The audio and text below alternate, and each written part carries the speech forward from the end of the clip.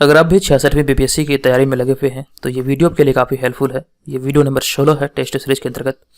इससे पहले already 15 set channel पर अपलोड है, आप जाइए सभी वीडियो को देखिए। ये आपके बीपीएससी सहित सभी कम्पिटेटिव एग्जाम के दृष्टिकोण से महत्वपूर्ण है।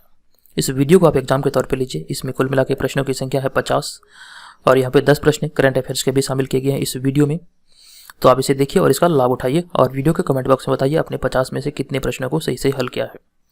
आप कॉपी पेन लेके बैठिए और सभी प्रश्नों को सॉल्व करने के बाद काउंट करते रहिएगा और वीडियो जब समाप्त होगी तो अपना आंसर कमेंट बॉक्स में ईमानदारी पूर्वक जरूर बताइएगा।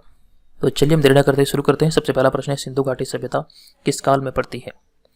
यहाँ पे प्रत्येक प्रश्न में जब तक मैं प्रश्न को पढ़ूंगा 2 या 4 सेकंड का टाइम मिलेगा। आप इस बीच प्रश्न को सॉल्व करेंगे और अपना आंसर बताएंगे। सिंधु घाटी सभ्यता किस काल में पड़ती है। इसका आंसर होगा आद्य ऐतिहासिक काल। Option number B correct answer होगा आद्य ऐतिहासिक काल। नेक्स्ट प्रश्न है, ब्राह्मण युग का समय क्या था। ब्राह्मण युग का समय क्या था। इस प्रश्न का आंसर होगा ऑप्शन नंबर बी यानी कि 800 से 600 ईसा पूर्व का काल ब्राह्मण युग कहा जाता है। ऑप्शन नंबर हो जाएगा यहाँ पे बी। नेक्स्ट प्रश्न है, बोगाज कोई का महत्व क्यों है। यह भी प्रश्न काफी महत्वपूर्ण है। बोगाज कोई का महत्व क्यों है। इसका आंसर होगा क्योंकि वहां से जो अभिलेख प्राप्त हुए हैं उनमें वैदिक देवी देवताओं का वर्णन मिलता है। Option number C correct answer होगा। बोगाज कोई का महत्व इसलिए है क्योंकि वहां से जो अभिलेख प्राप्त हुए हैं उनमें वैदिक देवी देवताओं का वर्णन मिलता है। नेक्स्ट प्रश्न है, गायत्री मंत्र किस पुस्तक से लिया गया है। आंसर होगा ऋग्वेद से। Option number B correct answer होगा। गायत्री मंत्र ऋग्वेद से लिया गया है। उसके बाद अगला प्रश्न है, संगम काल में उरई किस लिए विख्यात था। 5वां नंबर प्रश्न है, संगम काल में उरई किस लिए विख्यात था। आंसर होगा कपास के व्यापार के महत्वपूर्ण केंद्र के रूप में। कपास व्यापार के महत्वपूर्ण केंद्र के रूप में संगम काल में उरईर विख्यात था। नेक्स्ट प्रश्न है, आजीवक संप्रदाय के संस्थापक कौन थे। 6ठा नंबर का आंसर हो जाएगा मखली गोसाल यानी कि option number D correct answer होगा। आजीवक संप्रदाय के संस्थापक थे मखली गोसाल। नेक्स्ट प्रश्न है, भागवत संप्रदाय के विकास में किसका योगदान अत्यधिक था। भागवत संप्रदाय के विकास में किसका योगदान अत्यधिक था। तो 7वें नंबर का आंसर होगा गुप्त शासकों का यानी कि ऑप्शन नंबर बी हमारा करेक्ट आंसर होगा गुप्त शासकों का। नेक्स्ट प्रश्न है, किस अभिलेख से यह बात साबित होता है कि चंद्रगुप्त का प्रभाव पश्चिम भारत तक फैला हुआ था। किस अभिलेख से यह सिद्ध होता है कि चंद्रगुप्त का प्रभाव पश्चिम भारत तक फैला हुआ था। आंसर होगा रुद्रदामन का जूनागढ़ अभिलेख यानी कि ऑप्शन नंबर बी यहाँ पर करेक्ट आंसर होगा। नेक्स्ट प्रश्न है, किस अभिलेख में अशोक ने स्वयं को मगध का सम्राट बताया है। किस अभिलेख में अशोक ने स्वयं को मगध का सम्राट बताया है। तो इसका आंसर होगा बाबरू स्तंभ यानी कि ऑप्शन नंबर बी यहाँ पर करेक्ट आंसर होगा। बाबरू स्तंभ में अशोक ने स्वयं को मगध का सम्राट बताया है।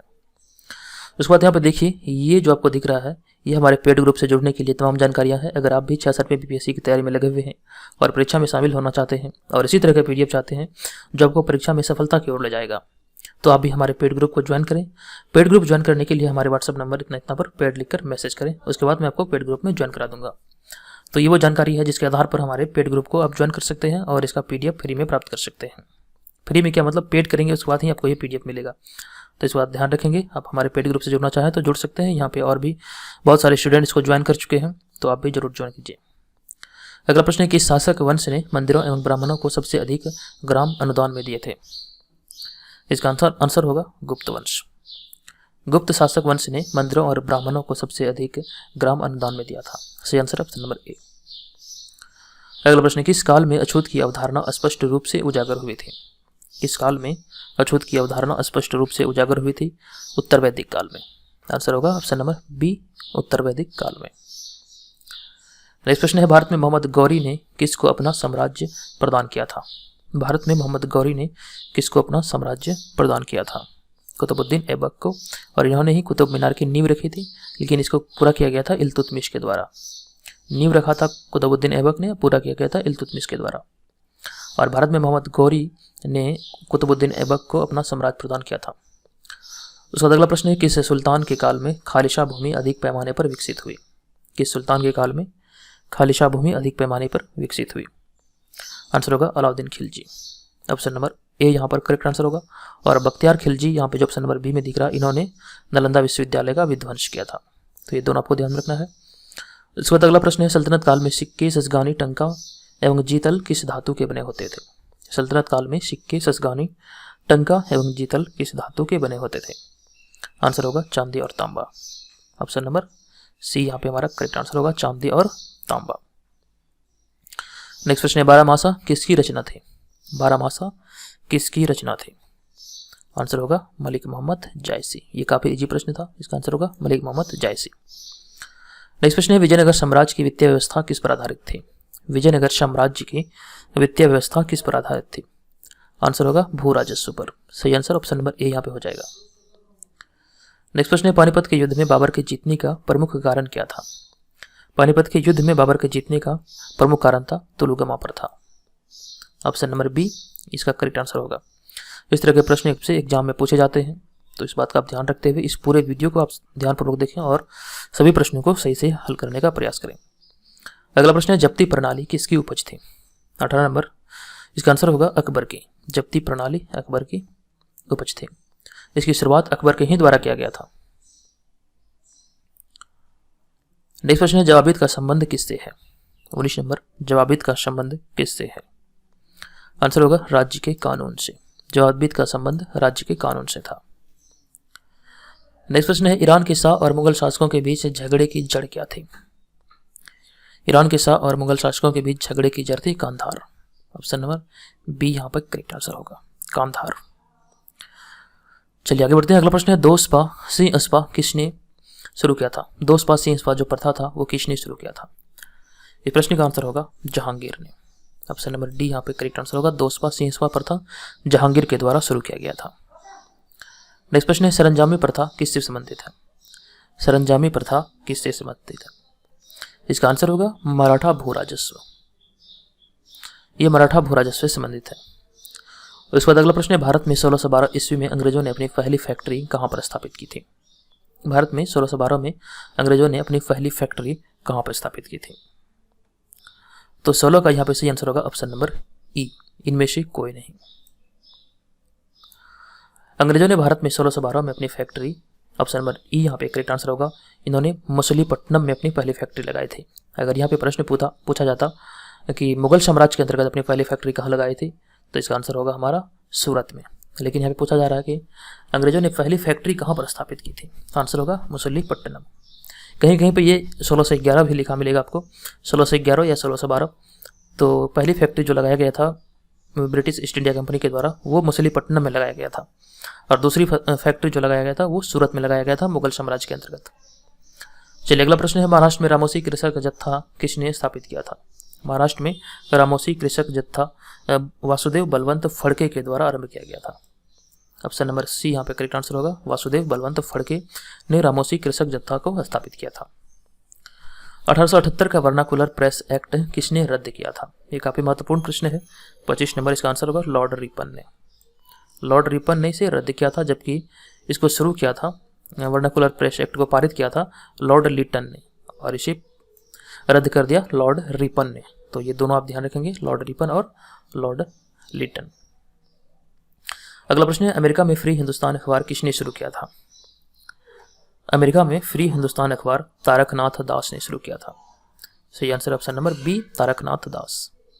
नेक्स्ट प्रश्न है, गदर क्रांति छिड़ने का सबसे महत्वपूर्ण कारण क्या था? आंसर होगा प्रथम महायुद्ध का शुरू होना। आंसर होगा ऑप्शन नंबर डी, गदर क्रांति छिड़ने का सबसे महत्वपूर्ण कारण था प्रथम महायुद्ध शुरू होना। नेक्स्ट प्रश्न है, किस अधिवेशन में होम रूल समर्थक अपनी राजनीतिक शक्ति का सफलतापूर्वक प्रदर्शन किया था?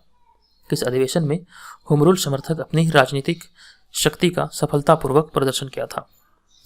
इसका आंसर होगा कांग्रेस का लखनऊ अधिवेशन 1916।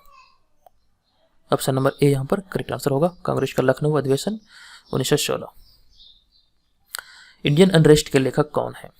28 नंबर प्रश्न, इसके लेखक हैं वैलेंटाइन शिरोल। ये प्रश्न बीपीएससी एग्जाम में पूछा गया है। इंडियन अनरेस्ट के लेखक हैं वैलेंटाइन शिरोल। नेक्स्ट प्रश्न, 1917-18 में अहमदाबाद में गांधी जी द्वारा चलाए गए सत्याग्रह में किसने भाग लिया था? तो इस प्रश्न का आंसर हो जाएगा हमारा ऑप्शन नंबर ई, यानी कि इनमें से कोई नहीं, उपयुक्त में से एक से अधिक।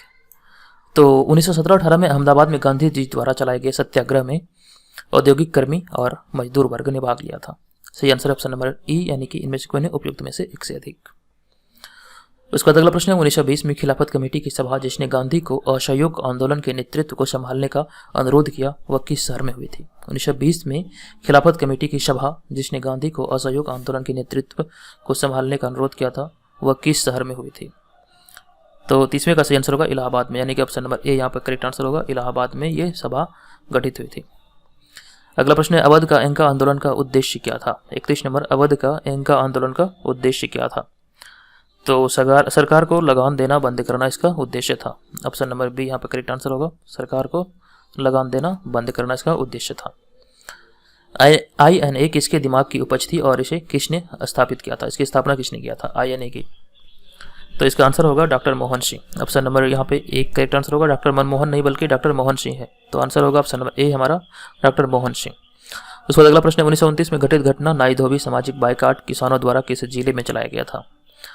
तो 1919 में घटित नाई धोबी बंद सामाजिक बाइकाट किसानों द्वारा जो चलाया गया था वो प्रतापगढ़ जिले में चलाया गया था। सही आंसर होगा हमारा ऑप्शन नंबर सी यानी कि प्रतापगढ़ जिले। उसका अगला प्रश्न है छोटा नागपुर जनजाति विद्रोह कब हुआ था। 34 नंबर प्रश्न है छोटा नागपुर जनजाति विद्रोह 1820 में हुआ था। सही आंसर ऑप्शन नंबर ए यानी कि 1820 में हुआ था। गांधी जी द्वारा चंपारण सत्याग्रह किससे जुड़ा हुआ है। जो गांधी जी का चंपारण सत्याग्रह है वो तिनकठिया प्रथा से संबंधित है। तो सही आंसर ऑप्शन नंबर बी यानी कि तिनकठिया प्रथा। उसके बाद नेक्स्ट प्रश्न है उलगुलान विद्रोह किससे जुड़ा हुआ था। 36 नंबर प्रश्न उलगुलान विद्रोह किससे जुड़ा हुआ था। तो ये जुड़ा हुआ था बिरसा मुंडा से। उलगुलान विद्रोह बिरसा मुंडा से जुड़ा हुआ था। सही आंसर ऑप्शन नंबर सी।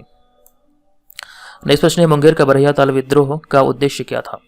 तो मुंगेर के बरहिया ताल विद्रोह का उद्देश्य था बकास्त भूमि की वापसी की मांग।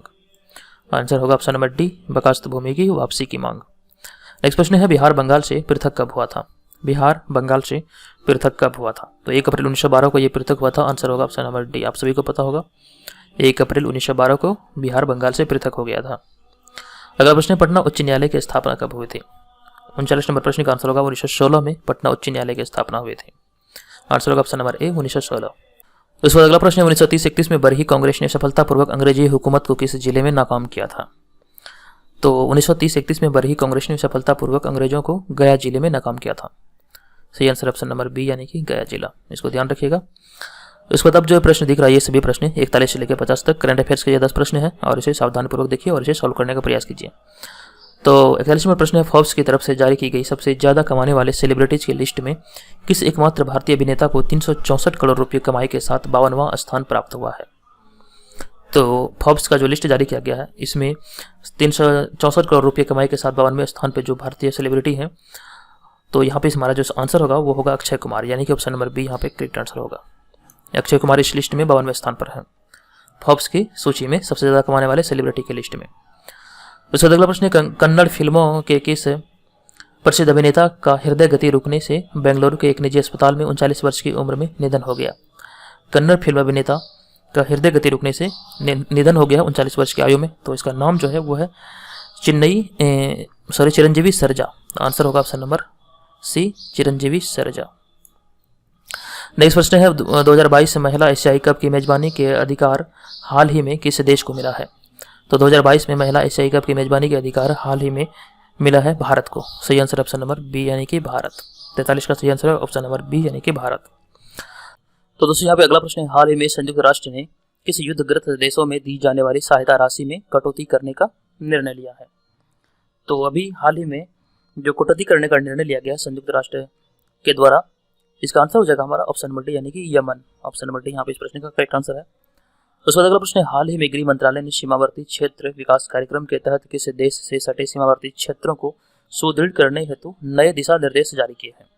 तो 45 नंबर का यहाँ पे हमारा सही आंसर होगा चीन यानी कि ऑप्शन नंबर ए यहाँ पर करेक्ट आंसर होगा चीन। उसके बाद अगला प्रश्न है हाल ही में जावेद अख्तर को गहन सोच धर्मनिरपेक्षता तथा मानवीय मूल्यों के विकास में योगदान हेतु किस प्रतिष्ठित अवार्ड से सम्मानित किया गया है। तो अभी हाल ही में जावेद अख्तर को जो सम्मानित किया गया है वो रिचर्ड डॉकिन अवार्ड से सम्मानित किया गया है। रिचर्ड डॉकिन्स अवार्ड से सम्मानित किया गया है। सही आंसर है ऑप्शन नंबर सी। नेक्स्ट प्रश्न है 47वां प्रश्न कि सरकार ने कांत कवि लक्ष्मीकांत महापात्र के द्वारा रचित वंदे उत्कल जननी संगीत गान को 110 साल बाद राज्य गीत की मान्यता दी है। तो 47वां प्रश्न का यहाँ पे सही आंसर होगा ओडिशा यानी कि हमारा ऑप्शन नंबर बी यहाँ पे करेक्ट आंसर होगा। ओडिशा सरकार ने लक्ष्मीकांत महापात्र के द्वारा रचित वंदे उत्कल जननी संगीत गान को 100 साल बाद राज्य गीत की दर्जा दिया, मान्यता दिया है। सही आंसर है ओडिशा। नेक्स्ट प्रश्न है, विश्व चैंपियन में स्वर्ण पदक जीतने वाले अमेरिका के किस पहले पुरुष जिम्नास्ट का हाल ही में निधन हो गया है? विश्व चैंपियनशिप में स्वर्ण पदक जीतने वाले अमेरिका के किस पहले पुरुष जिम्नास्ट का हाल ही में निधन हो गया है? तो इसका आंसर होगा Kurt Thomas. Option number B यहाँ पे करेक्ट आंसर होगा, कुर्ट थॉमस। अगला प्रश्न है, विश्व महासागर दिवस किस दिन मनाया जाता है? तो प्रत्येक वर्ष विश्व महासागर दिवस 8 जून को मनाया जाता है। सही आंसर है ऑप्शन नंबर ए यानी कि 8 जून। नेक्स्ट प्रश्न है, हाल ही में कर्नाटक के किस स्टेशन पर दुनिया का सबसे बड़ा प्लेटफॉर्म बनाया जा रहा है? ये काफी महत्वपूर्ण प्रश्न है, वीवीआई प्रश्न है, ये आने वाले समय में किसी एग्जाम में पूछे जाने की इसकी संभावना है। तो इसका आंसर होगा हुबली स्टेशन। हाल ही में कर्नाटक में किस स्टेशन पर दुनिया का सबसे बड़ा प्लेटफॉर्म बनाया जा रहा है? तो ये हुबली स्टेशन पर बनाया जा रहा है। सही आंसर ऑप्शन नंबर सी। तो दोस्तों यहाँ पर इस वीडियो में कुल मिला के जो प्रश्नों की संख्या थी 50, जिसमें से 10 प्रश्न करंट अफेयर्स के थे। आपने इस पूरे वीडियो में कितने प्रश्नों को सही से हल किया आप कमेंट करके बताइए। अगर आपको इस वीडियो से हेल्प मिली हो तो वीडियो को लाइक कीजिए, कमेंट कीजिए और जरूर शेयर कीजिए। और आप हमारे पेड ग्रुप को जुड़ना चाहते हैं तो जरूर ज्वाइन कीजिए, उसकी तमाम जानकारियाँ इस वीडियो के डिस्क्रिप्शन में दी गई है, आप वहाँ पर जाकर हमारे पेड ग्रुप को ज्वाइन कर सकते हैं।